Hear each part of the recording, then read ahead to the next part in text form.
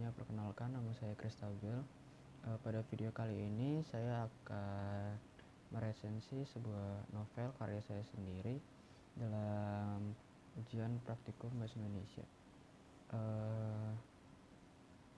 Saya membuat novel yang berjudul Pemburu Iblis. Pengarangnya tentu saja saya sendiri. Ketebalan novel kira-kira 112 halaman. Kenapa saya memberi judul Pemburu Iblis? Karena pada awalnya ada sebuah keluarga yang terdiri dari 5 orang di keluarga itu.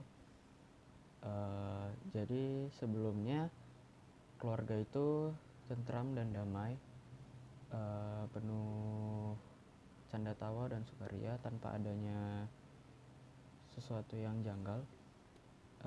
Kemudian dari karakter utama novel ini yang bernama Tanjiro, dia adalah seorang anak laki-laki pertama dan dia memiliki 4 orang adik. Yang pertama itu Nezuko, dan yang ketiga itu Rokuta, dan yang kedua lagi adiknya itu perempuan dan laki-laki. Lalu tokoh utama karakter ini sangatlah rajin, karena dia anak pertama, jadi dia mempunyai tanggung jawab yang besar dan pekerja keras. Jadi selama dia hidup, ayahnya terkena penyakit yang tidak bisa sembuh dan dia harus mencari nafkah untuk keluarganya, dan dia tinggal di sebuah pegunungan di puncak gunung, yang dimana di gunung itu tidak pernah terkena sinar matahari, dan setiap harinya di situ hanya turun salju dan suhunya sangat rendah. Pada suatu ketika dia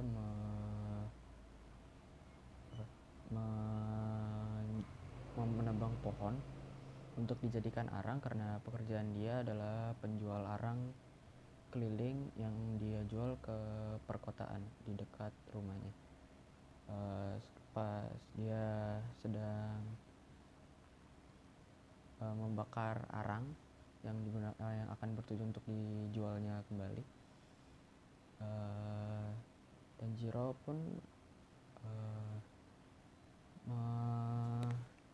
memasukkan arang buatannya itu ke dalam gerobak, dan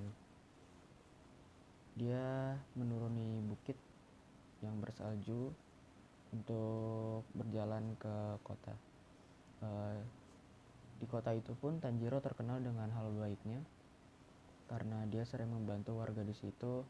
Lalu dengan bantuannya dia juga mendapat perhatian lebih dari warga situ, karena Tanjiro sangat baik hati, sering membantu.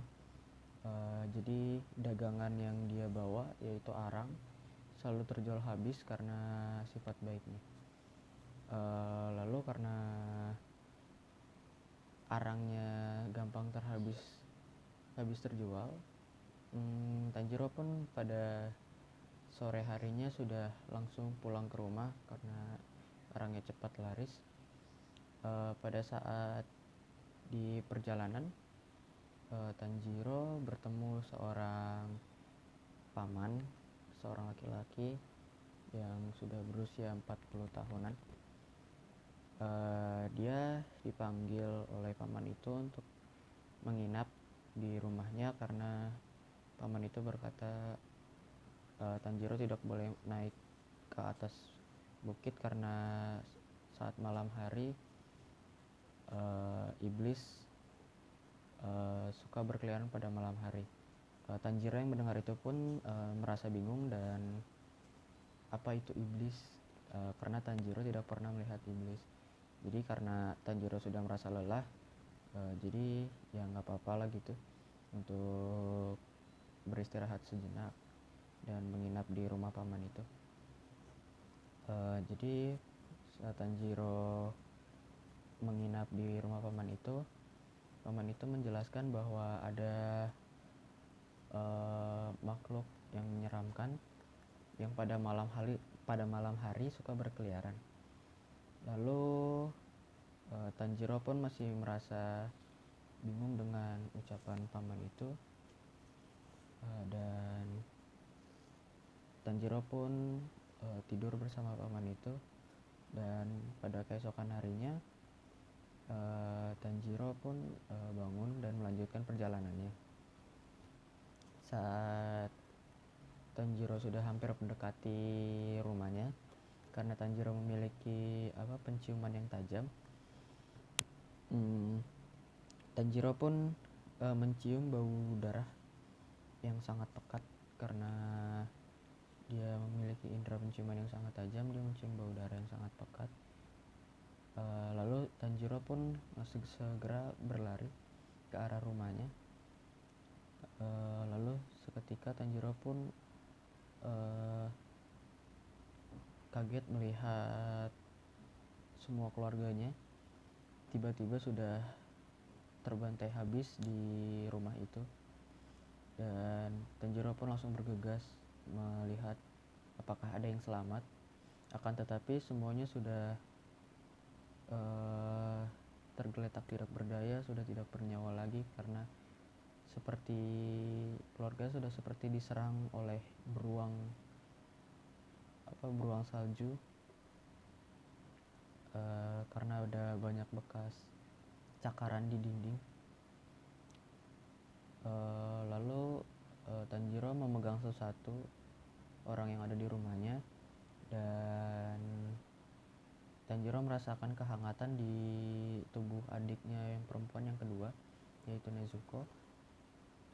Lalu dia langsung sesegera mungkin menggendong Nezuko untuk turun dari bukit dan mencari pertolongan. Saat dia menuruni bukit, tiba-tiba saja Nezuko berteriak seperti kesakitan. Lalu Tanjiro yang sudah kelelahan menggendong Nezuko pun oleng dan jatuh ke dalam terpeleset ke seperti jurang gitu. Akan tetapi tidak terlalu tinggi karena salju di situ tebal, jadi Tanjiro mendarat tepat di salju tebal itu, jadi tidak terkena apa-apa. Kemudian Tanjiro yang bingung pun kenapa bisa jatuh, dia langsung mencari Nezuko yang terjatuh juga. Tiba-tiba Nezuko sudah berdiri dengan kepala tertunduk, dan tiba-tiba Nezuko pun menyerang dia dan giginya sudah mulai bertaring. Lalu tiba-tiba Nezuko menyerang Tanjiro. Namun Tanjiro bisa bertahan karena dia masih membawa kapak di belakang badannya untuk berjaga-jaga. Untung saja Tanjiro membawa kapak. Tanjiro pun menahan gigitan Nezuko menggunakan pegangan kapak itu dan menahan gigitan. Tiba-tiba saja ada seorang pria membawa pedang yang langsung dengan cepat langsung menarik Nezuko jauh dari Tanjiro dan langsung bersiap untuk membunuh Nezuko. Akan tetapi Tanjiro memegang kapak itu dan berusaha untuk menyelamatkan Nezuko karena itu adalah adiknya. Walaupun adiknya sudah berubah menjadi iblis, akan tetapi Tanjiro tidak percaya bahwa Nezuko berubah jadi iblis. Lalu sang pria itu menjelaskan kepada Tanjiro bahwa adiknya sudah berubah menjadi iblis dan tidak bisa kembali menjadi manusia lagi. Akan tetapi Tanjiro tidak terima dengan perkataan pria itu karena dia tidak mau kehilangan satu-satunya anggota keluarga yang tersisa. Lalu Tanjiro pun menyerang pria itu, dan pria itu merasa ada kesempatan untuk Nezuko dan Tanjiro.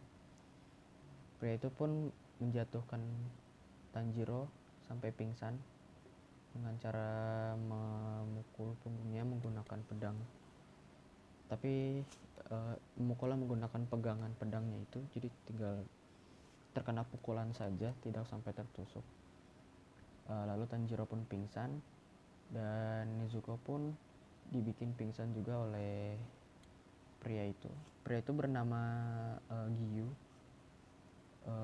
Dia adalah seorang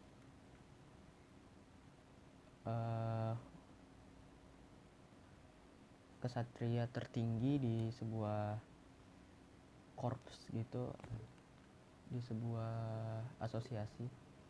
Dia adalah seorang pilar, dan pilar itu adalah kasta tertinggi di sebuah kesatriaan gitu.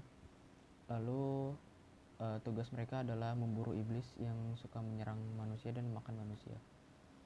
Lalu Giyu pun membuat bambu di mulut Nezuko agar dia tidak menggigit manusia dan menaruhnya di samping Tanjiro. Jadi dari buku ini, kelemahan dari novel ini adalah dari covernya yang tidak ada judul di depannya, karena judulnya ada di halaman berikutnya. Jadi itu kekurangannya, dan ceritanya juga menggantung karena orang pada jadi seperti penasaran apa yang akan terjadi selanjutnya. Lalu kelebihan novel ini adalah dari segi ceritanya yang begitu emosional dan seru juga, karena banyak terjadi perkelahian di situ dan banyak orang yang kehilangan, jadi merasa sedih dan juga menegangkan. Jadi saya merekomendasikan untuk kalian membaca ini, karena novel ini sangat seru untuk dibaca, karena terutama dia akan ada lanjutannya untuk part 2 nya. Lalu